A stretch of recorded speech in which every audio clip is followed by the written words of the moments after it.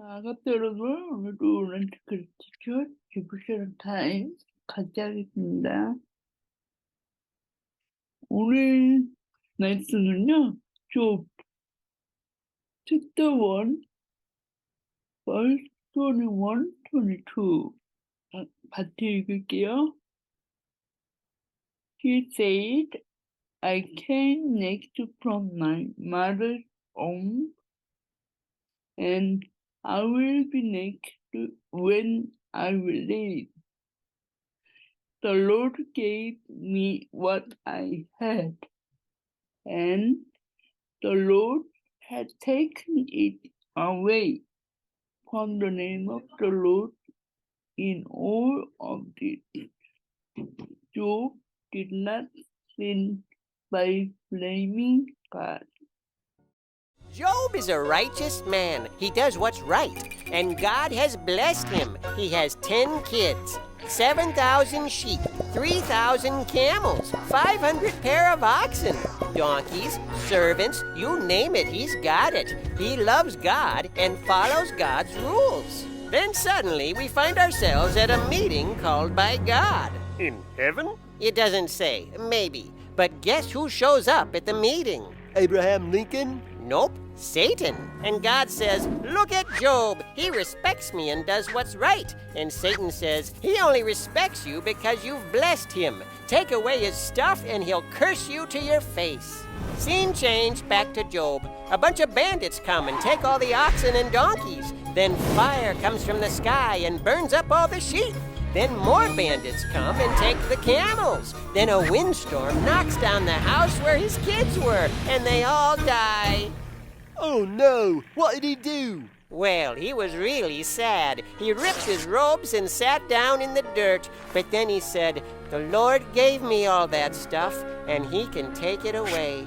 Blessed is the name of the Lord. That's quite an impressive response. Yes, it is. Job was going to respect God no matter what. Scene change. Another meeting in heaven, or wherever. Satan says, okay, but he's still healthy. Take away his good health, and then he'll curse you to your face. So back to Job, who suddenly finds himself covered with sores from head to foot. They really hurt, and Job is miserable. Job's wife comes by, takes one look at him, and says, you should just curse God and die. That's not a very nice thing to say to your husband. Curse God and die? No, it wasn't. It looks like the accuser is right, that we only respect God when he gives us what we want. But Job says his wife is speaking foolishly, and he won't curse God. Then 3 friends show up who've heard about Job's terrible state. They sit quietly with him for 7 days. Then they start talking. Obviously, these terrible things have happened to you because you've done something terrible. Tell us what you've done. But Job says, I've been good. I've been following God. And the friends get a little cranky and say, bad things are punishment. If you want your stuff back, you need to stop being bad. And Job gets a little cranky and says, I told you I've been good. I don't know why God let these bad things happen to me. And Job's friends get even more cranky and say, not only have you done terrible things, but you are proud and won't admit it. You deserve all these terrible things. And Job gets mad and says, you are terrible friends saying I've done terrible things. God, why don't you defend me? It's not fair. And as they're arguing, a whirlwind shows up. What's a whirlwind? It's like a small tornado. Oh, interesting. And a voice comes out of the whirlwind, and the voice belongs to Abraham Lincoln, What's the thing with Abraham Lincoln today? best president we ever had. Sorry for the interruption. The voice belongs to God. Does he explain why everything bad happened? About the meetings in heaven? Or wherever? No, he doesn't. He says, who's asking questions about whether I'm doing the right thing or not? Like I have no wisdom? Like I don't know about justice? I created the world. I control the seas. I rule over all of creation with wisdom that you cannot always understand. Do you know everything that's going on right now to say that I'm being unfair? What did Job do? He put his hand over his mouth. He knew he had spoken of things he did not understand. He realized that God was just and wise and could be trusted, even when bad things happened.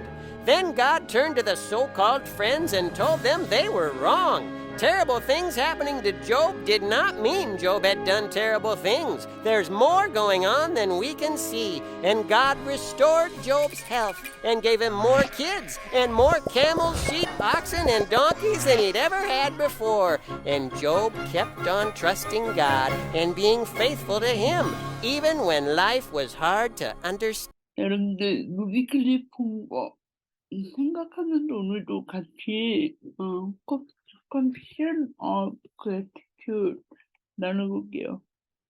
저는요, first, thank you for living 50 years. 네, 벌써 50년을 살았더라고요. 감사했습니다. Second, thank you for giving me 4 children. Third, thank you for that joy, anger, and sorrow are not all permanent in God.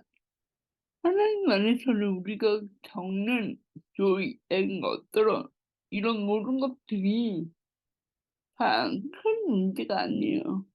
Number 4, thank you Jesus for salvation. 예수님의 구원에 대해서 다시 한번 감사했습니다. Number 5, thank you goodness I didn't complete fall. 때로는 할 때도 있는데 그래도 하나님 안에서 다시 일어설 수 있는 거. 여러분 이거 인형 보이죠? 이 토이 보이죠?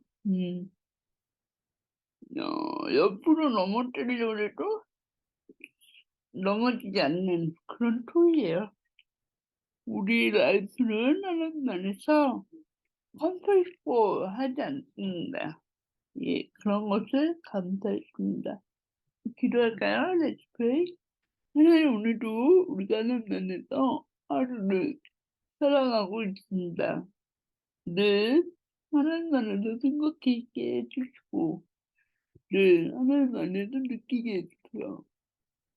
감사드리며 예수님의 이름으로 기도합니다. 아멘.